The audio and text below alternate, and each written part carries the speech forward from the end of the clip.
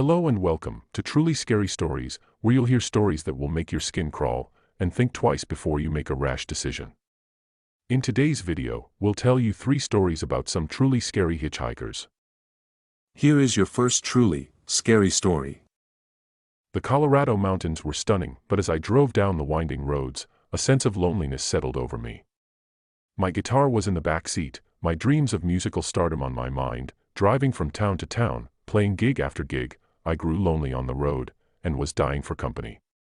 Coincidentally, after I had that thought, I saw a lone figure standing by the side of the road, and on impulse, I pulled over to offer them a ride. The hitchhiker thanked me as they climbed into the car, their eyes hidden behind dark sunglasses. As we drove, the hitchhiker remained silent and enigmatic. I tried to make small talk, but they responded in monosyllables, their mannerisms becoming increasingly suspicious. As we drove deeper into the mountains, I felt a growing sense of panic. Suddenly, the hitchhiker lunged at me, attempting to grab the steering wheel. I screamed, managed to push them off, and hit the brakes, sending the car into a spin. The engine stalled, and the car skidded to a stop. Terrified, I scrambled out of the car and fled into the woods. I ran as fast as I could, the sound of my own heart pounding loudly in my ears, drowning out every other sound.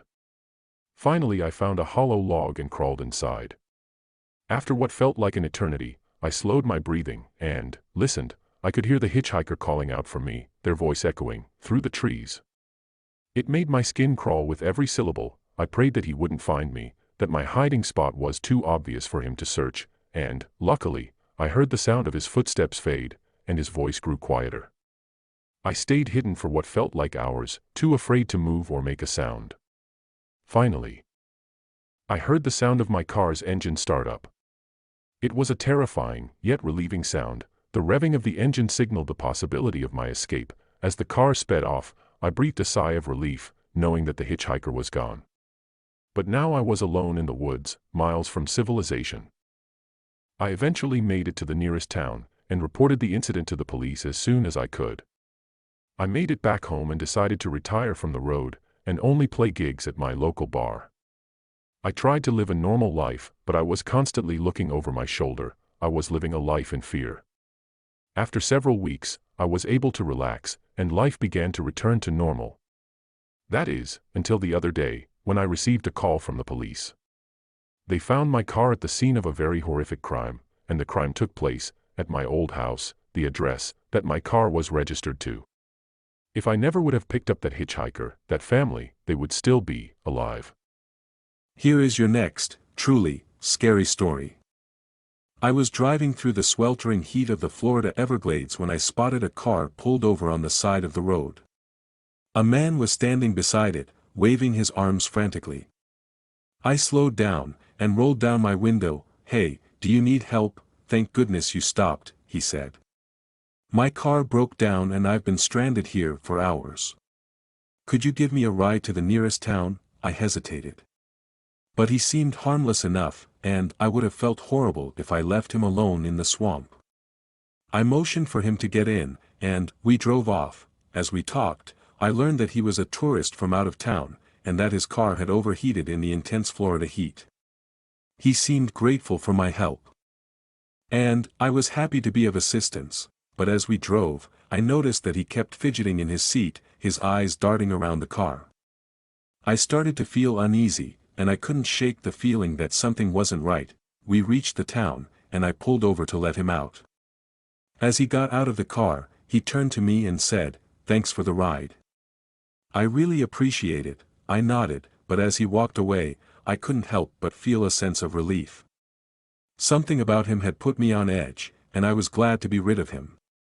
I don't know if I avoided death, or if he truly was harmless. Either way, he gave me the creeps, and I will definitely think twice before picking up another stranger in my car. Here is your last, truly scary story for the night. The night was dark and cold as I drove down the deserted highway in rural North Dakota. My car was the only source of light on the road, and the radio was playing softly in the background. I was startled by a figure standing on the side of the road. They were wearing a dark hoodie, and their face was hidden in the shadows. As I drove closer, They held out their thumb, signaling for a ride. I felt a sense of unease at the thought of picking up a hitchhiker in such a desolate place, but I couldn't help but feel a sense of empathy for their situation. I slowed the car to a stop and the hitchhiker got in. They thanked me for stopping, but as we drove further, I couldn't shake the feeling that something wasn't quite right. Their words were polite, but their tone was cold and distant, and I began to feel a sense of dread creeping over me. The night seemed to grow darker, and the road more isolated, as we approached the small town. When we arrived, the hitchhiker asked me to drop them off at the edge of the main street. As they got out of the car, the hitchhiker turned to me, their eyes burning with intensity. "Thank you for the ride," they said, their voice low and dangerous. "I won't forget your kindness." I watched as they disappeared into the darkness, feeling a sense of relief at their departure.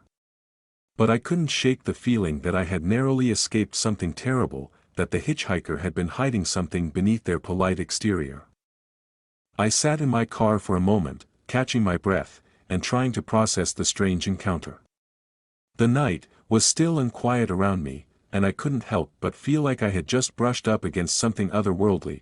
Finally, I started the car and drove away, feeling a sense of gratitude for having escaped the strange and unsettling encounter, but I couldn't shake the feeling that I had been a part of something mysterious, and perhaps even dangerous. Thank you for listening, and, if you're truly creeped out, please subscribe for more, and I'll see you next time, here on Truly Scary Stories.